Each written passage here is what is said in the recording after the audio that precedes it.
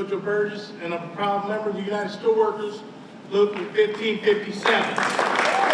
I've worked at U.S. Steel for 3 years on its third plant, but I have over 23 years union experience with the steelworkers. I'm also the son of 2 former steelworkers, and I'm proud to announce also that my son is a 3rd generation steelworker working in the Pittsburgh area. I can tell you how excited and honored I am to be part of this event that highlights manufacturing in this Pittsburgh area. But the entire state of Pennsylvania benefits from this. A big part of my job at U.S. Steel is training new hires to work on the coke batteries, which is a vital process involved in the steelmaking process. I'm glad that I'll be able to go and say to the leadership of President Biden, to those new hires, that not only your job's safe for today, but he's investing in your jobs in the future. That's big for me. Also, I'm a veteran, a Desert Storm veteran. I can go to my fellow veterans and say, listen, this president is invested in us also by making sure that there are jobs available for veterans coming back into society to be part of this growing economy and manufacturing goods, So I'm beyond grateful to President Biden for his leadership in getting the Invest in Jobs Act passed. It was a victory that was long overdue, and this manufacturing in this country will benefit from it. So again, thank you, Mr. President. The investment bill makes industries like mine and steel very, very important again in this country. I have to talk about this Pittsburgh region because, again, I say I have 23 years experience in manufacturing in this region.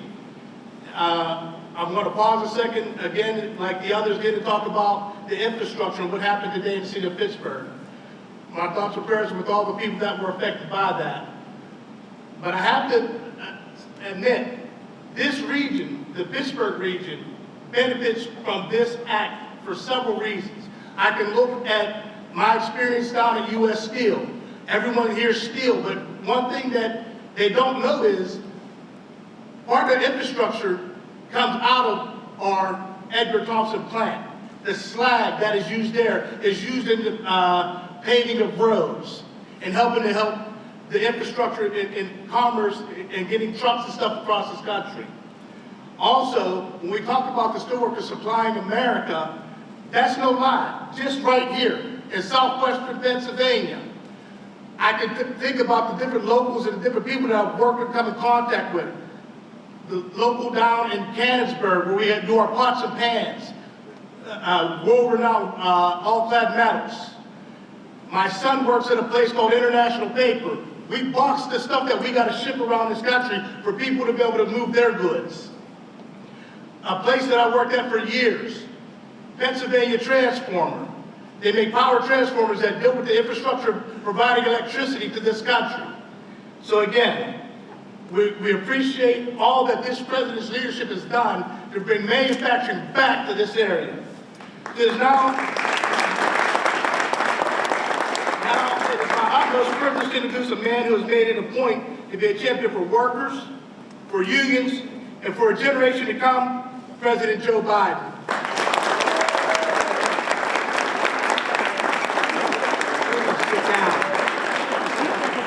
Please sit down. Jojo, thank you very much.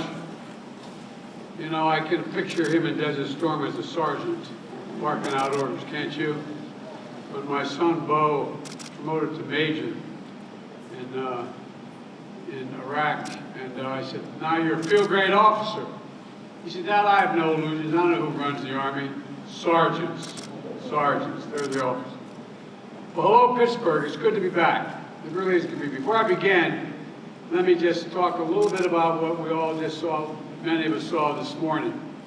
A bridge more than 50 years old, I think it was 150 years, it says 50 years old, but I thought it was older, collapsed right here in Pittsburgh.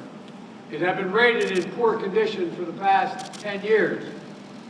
What you all know, or if you don't, you should know, there are another 3,300 bridges here in Pennsylvania, some of which are just as old and just as decrepit condition as that bridge was. including here in Pittsburgh, the city of bridges. I've been coming to Pittsburgh a long time. I'm a Pennsylvania kid. I was born and raised the first part of my life in Pennsylvania, and I've been to Pittsburgh a lot. But all these years, I never knew Pennsylvania, Pittsburgh, Pennsylvania, had more bridges than any other city in the world. Yo! Across the country, there are 45,000 bridges in poor condition. It's just simply unacceptable.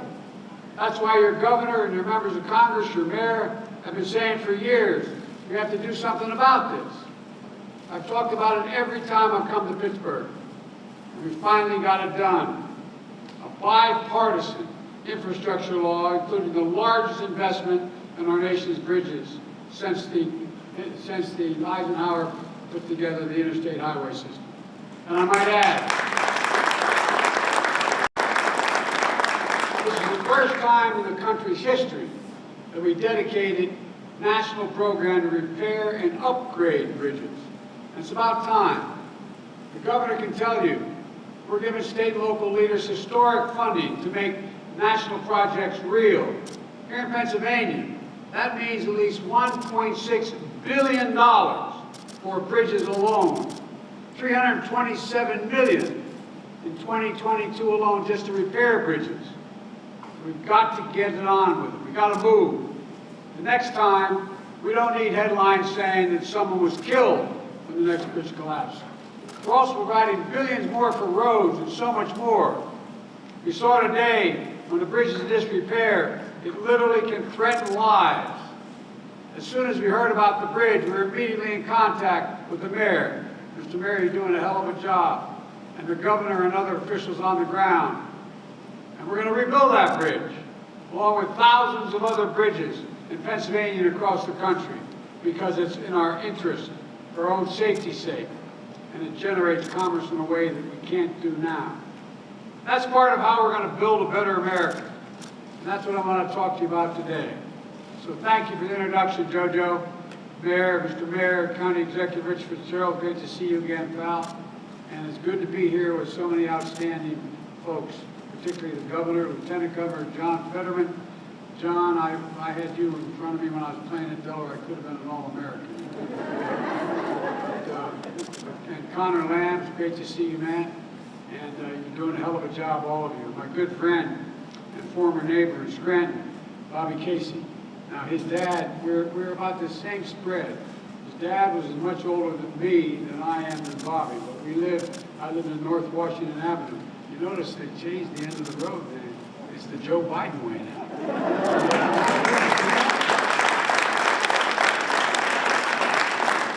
I shouldn't say this, I'm going to get in trouble in Delaware, Mr. Secretary, but the first thing I asked out of the election results, I said, how did I do in Scranton? I won every precinct. So, I used to drive up Route 81 all the time to get not just to get Scranton, but get up to Syracuse when I was in Syracuse Law School. And now the entrance to get to Scranton off 81 is the Joe Biden Expressway. So I'm coming home, Bob. I'm coming home. Look, all kidding aside, I want to thank our Commerce Secretary, former Governor Gina Raimondo, for joining us today. I want to thank Congressman Mike Doyle, who couldn't be here today, but who has done so much for this district. Nearly 3 years ago, I began my campaign for president right here in Pittsburgh, first major stop I made. I said back then I was running to restore the backbone of America, the middle class. It's time we began to build this country from the middle up and the bottom out, so that I've never known when a wealthy person didn't do well when the middle class was doing well. We always do better when ordinary, hard-working people have a shot. After I accepted the party's nomination in August of 2020, I came to Mill 19 for my first major campaign stop. I laid out my vision to build a better America, with better pay, greater dignity for the working people who are the ones who built this country. I often hear about who built the country. Guess what? The middle class built this country, and unions built the middle class.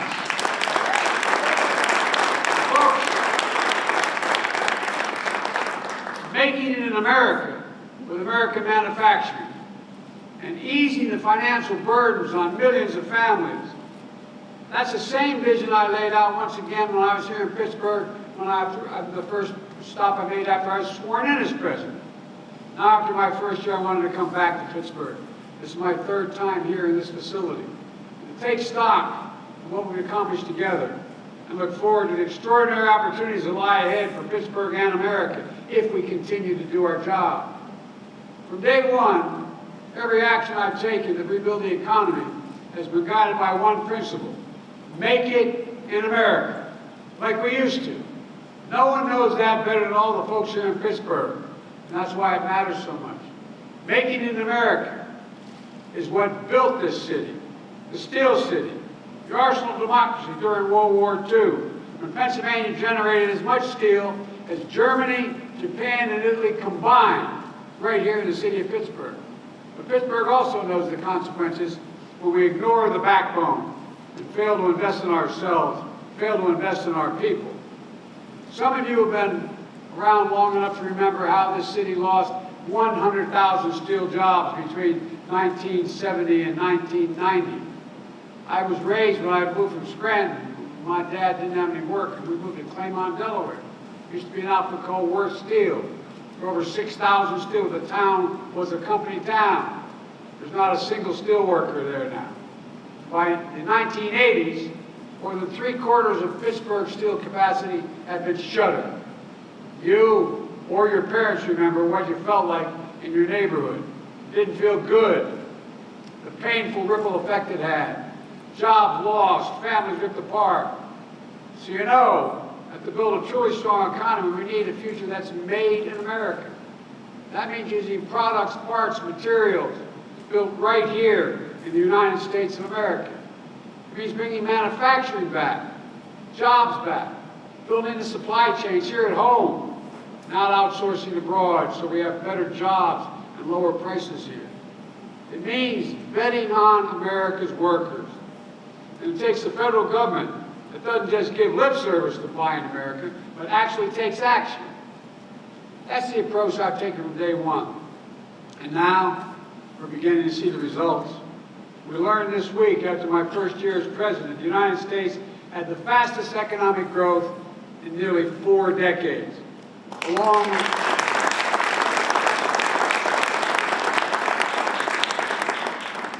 with the greatest year of job growth in American history, 6.4 million jobs created in 1 year. Instead of losing manufacturing jobs, since I've been in office, America has actually added an additional 367,000 manufacturing jobs in America. Good paying jobs. The highest increase in U.S. manufacturing jobs in 30 years. Last week, the CEO of Intel, Pat Gelsinger, came to the White House because he wanted to support the Build Back Better initiative and to also let me know 2 of your neighboring senators were here. Were there, Portman and Brown, a Democrat and Republican from Ohio. He came to announce the new $20 billion semiconductor campus outside of Columbus, Ohio.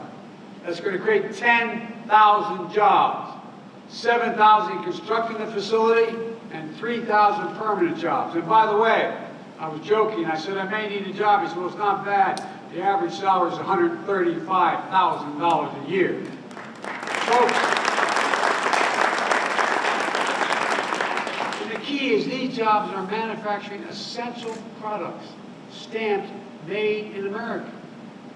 Semiconductors are, you all know, they're small computer chips that power virtually everything in everyday life, and they were originated here in the United States of America. We used to own not only the patent, but the technology and the production.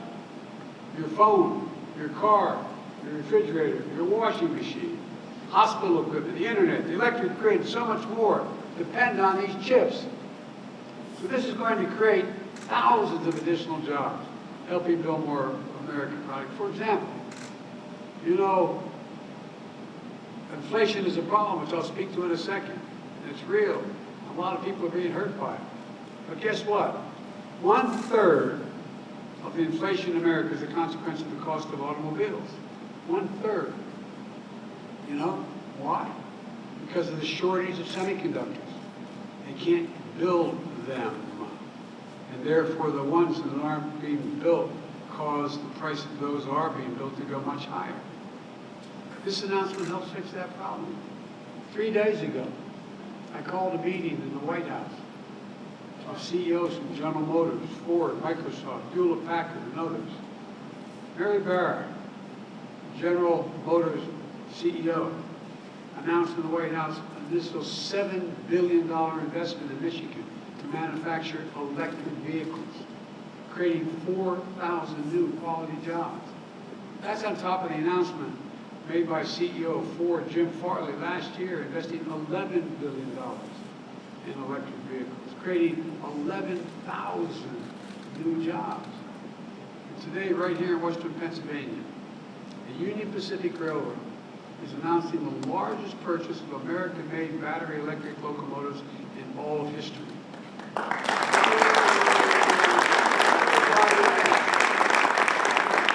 Guess who's supplying those batteries? General Motors. Folks, I want to tell you, it matters. It matters a lot. The company will build these locomotives is called Wabtec. W-A-B in their name is because they grew out of the old Westinghouse Air Brake Company, a classic Pittsburgh manufacturer. Wabtec is based here in Pittsburgh. And these locomotives will be built up in Erie, the same plant that Thomas Edison built at General Electric for General Electric more than a century ago. Not only will these locomotives be running here at home, powering our economy and decreasing pollution, Wabtec will also be exporting them to Canada, to Australia, and all around the world, again, creating more good-paying jobs.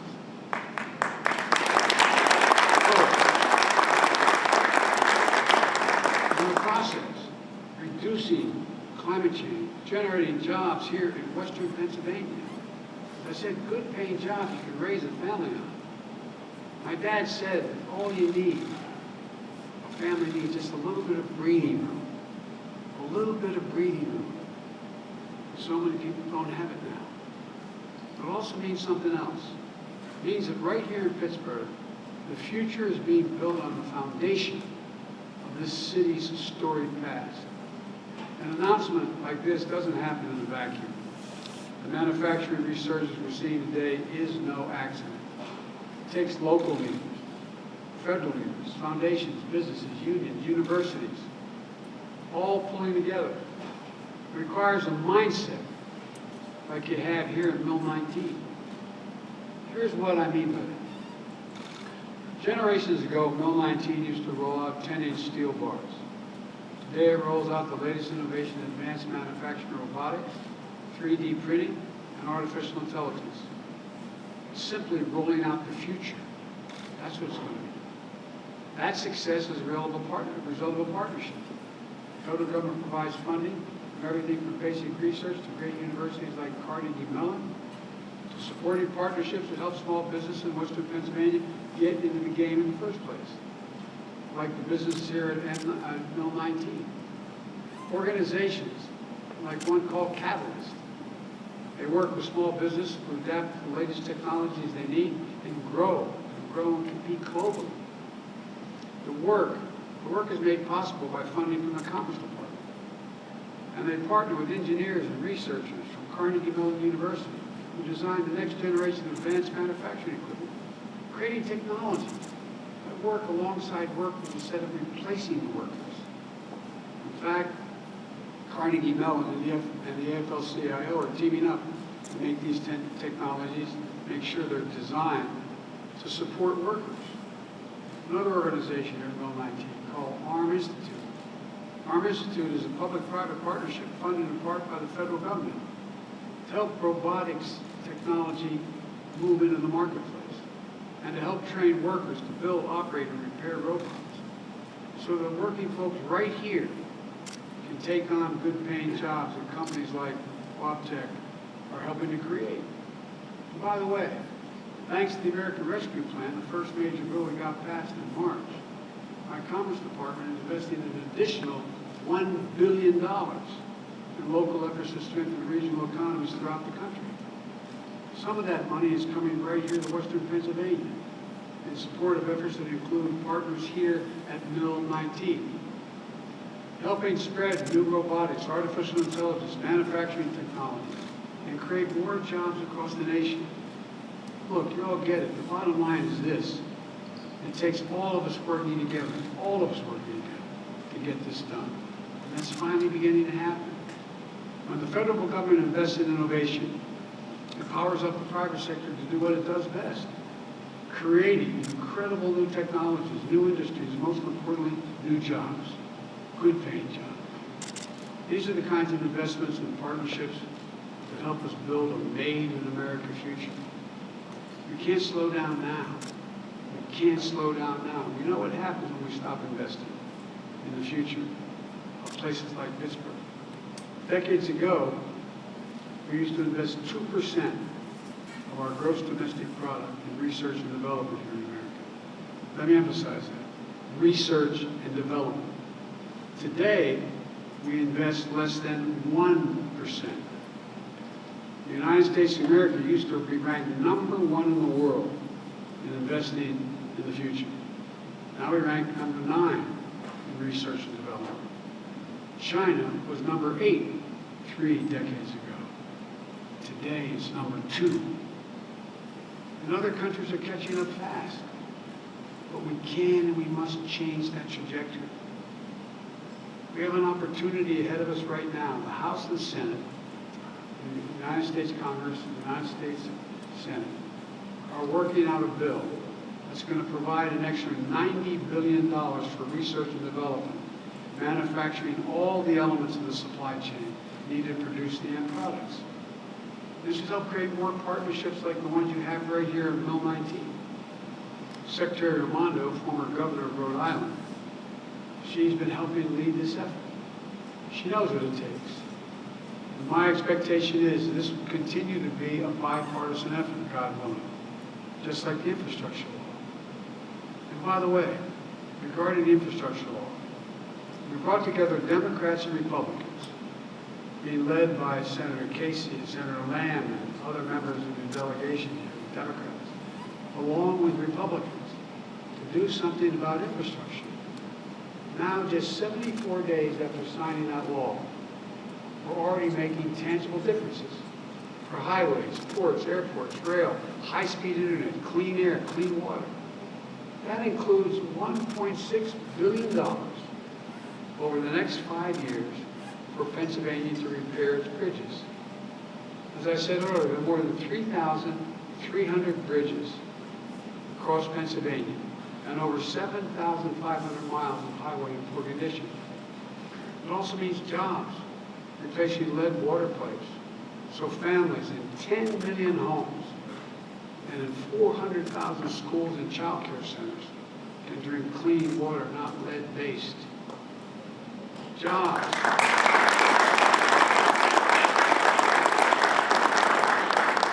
Jobs providing the labor and infrastructure, making high-speed internet affordable and available everywhere in America, cities, suburban, rural areas, so that nobody's left behind. Nobody's left behind. You know, when you pause for a second, if you think about it, how many times during the period when COVID was so bad, it's still not good, but we're getting there. When COVID was so bad, the schools were closed, you drive by McDonald's and see a family sitting in the parking lot. So the kid could use his computer or her computer to be able to tie into the internet out of the McDonald's or any other fast food restaurant. This is the United States of America, for God's sake. What are we doing? What in God's name are we doing? We've announced major investment of $858 million to modernize the Montgomery Lock in northwest of Pittsburgh.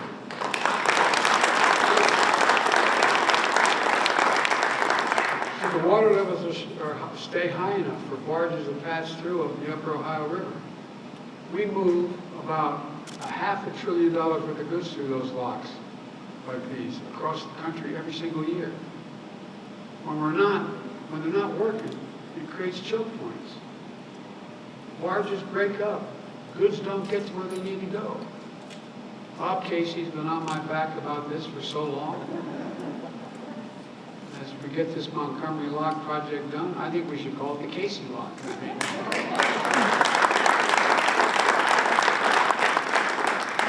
Bobby, I didn't know anybody in Scranton knew what the hell a lock was, you know what I mean? But all kidding aside, it's going to happen. It's going to happen. I've also announced, after consulting with my friend Cecil Roberts, President of the United Mine Workers, a plan to cap and plug orphan gas wells and oil wells, spewing methane into the air. Over 100,000 of them. Clean up abandoned mines. I come from coal country, Scranton.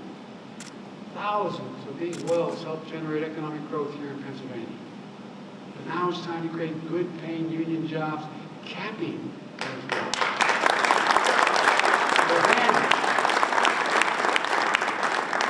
They get the same salary as those who dumped them in the first place. Look, this law also delivers $7.5 billion to build a network of electric vehicle charging stations. A good friend of mine, Lonnie Stevenson, president of IBEW, we're going to have a good time, man.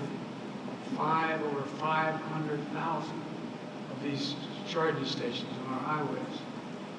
And by the way, when you build these stations, what happens is like when you build a gas station on the highway, other things grow around it. You're going to see communities grow as a consequence, making us more globally competitive in the future of electric vehicles will help you fight climate change. And folks, here in Pennsylvania, you all know best the cost of inaction when it comes to climate. Extreme weather cost this state $10 billion over the last decade. $10 billion. You all remember last fall when Hurricane Ida made landfall in these running my operation now, in the former mayor of Louisiana, when it hit Louisiana. Winds hit 178 miles an hour. Guess what happened here? It flooded businesses in Oakdale and homes in Millvale. Nationally last year, extreme weather cost us $145 billion. That's what it costs the American public. And extreme weather is not going to ease up on its own. We have to be ready. That's why we're investing in our resilience, building roads higher when we rebuild them, our levees stronger, our power grids more durable so they don't get blown down and cause massive, massive, massive wildfires. To withstand the increasing ferocity of extreme weather. You know, I went all over the country last year visiting these sites, flying over vast, vast stretches of land in the west, in Oregon, Washington, Idaho, looking down from that helicopter, seeing nothing but barren, barren land. You know, more timber, more housing, more businesses burned to the ground last year in the United States than the entire physical size of the state of New Jersey, from the New York state line down to the Delaware Bay. That's how much burned to the ground this last year. All of these investments in making it American, research and development infrastructure, are really about one thing: empowering more cities and more towns to do what you're doing right here in Pittsburgh. Transforming yourself. From being told you're a city without a future to becoming the city of the future. Think what your kids are going to have with this leadership you have in front of you. 15 years from now, here in Pittsburgh. We're going to lead the world again. It's not hyperbole. It's a fact. Where, instead of shuttering factories along the Allegheny River, we're going to now talk about, not steel world, we're going to talk about robotics world. 3-mile run with some of the world's most innovative businesses. A place where the future is being written, where families can have good paychecks, good homes, a future, and a little bit of breathing room. The story we have kept writing here in Pittsburgh, and keep writing in communities all across the country, is the one you've begun. But we can't slow down, folks. We need to ease the burden on working families, making everything everything more affordable and accessible to hardworking people. That's what my Build Back Better plan is all about. That's why those major corporations came to the White House asking to see me and tell me they supported Build Back Better, even though it was going to increase their taxes. Going to increase their taxes. This plan will not cost the American people a single penny. No one making less than $400,000 will pay a single additional penny in their taxes. That reduces the deficit. And 14 Nobel laureates in economics wrote to me telling me that it would also diminish the impact of inflation. Take child care. How many families in this town can continue to afford to pay $14,000 per kid for child care? Well, the plan I have cuts that in half for most families, helping them have more of their budgets, helping millions of parents, especially women, to go back to work.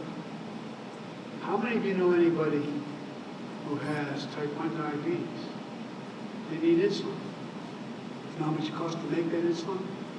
Less than $10.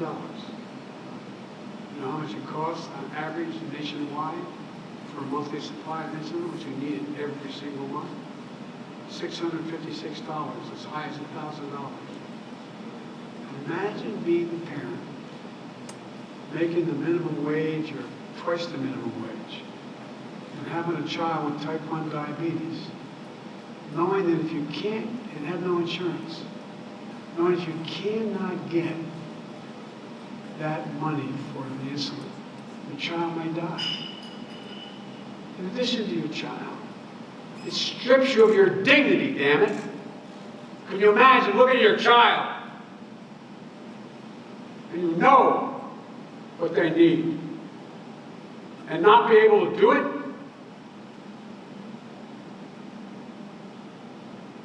Many of you have lost children. Many of you have seen. Imagine. It's outrageous. We haven't answered. At the same time, same is true for home and community-based services for seniors and people with disabilities. Folks, look.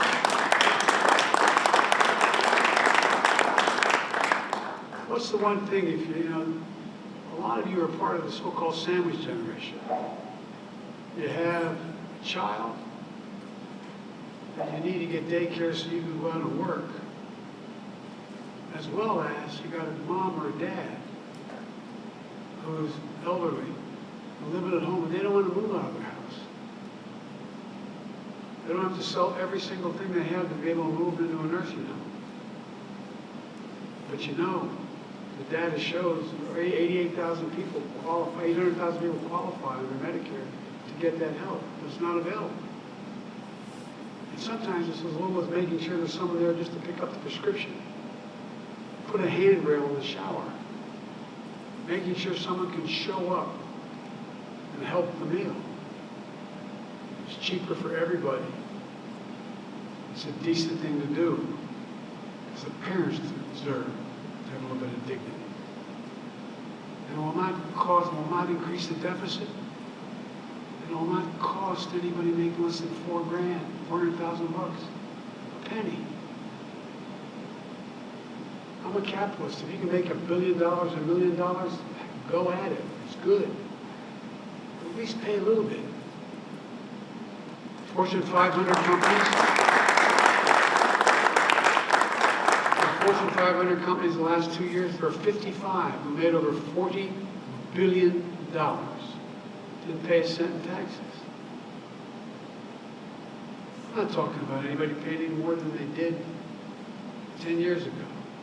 Look, we know how to ease the pressure on families. We're increasing productivity and the potential for our economy. We can afford these investments by making sure the wealthiest pay a little bit without increasing the deficit. As I said, no one earning less than, I guarantee you, check it out, no one earning less than $400,000 will ever pay another penny. And I told you about the impact of 17 Nobel laureates saying it's going to decrease inflation, not increase it. So here's the bottom line. The United States is in a position to outcompete the rest of the world once again. We're at a real inflection point. Technology, society's changing, and we've always been ahead of the curve. We have an incredible opportunity ahead of us. We still face some tremendous challenges. But we can keep coming together and invest in the backbone of this country. There's no limit to what we can achieve. So let's continue to give working families a fighting chance. Let's keep investing in the future of every city and town in this country.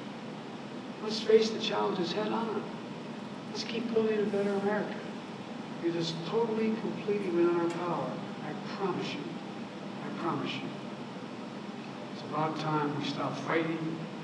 It's about time we start working together again. Thank you for your consideration for what we're talking about.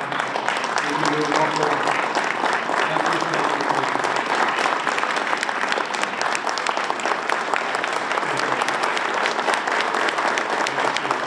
folks, the guy who's helping all those vets coming back is the head of the VA, Dennis McDonough. Dennis, raise your hand.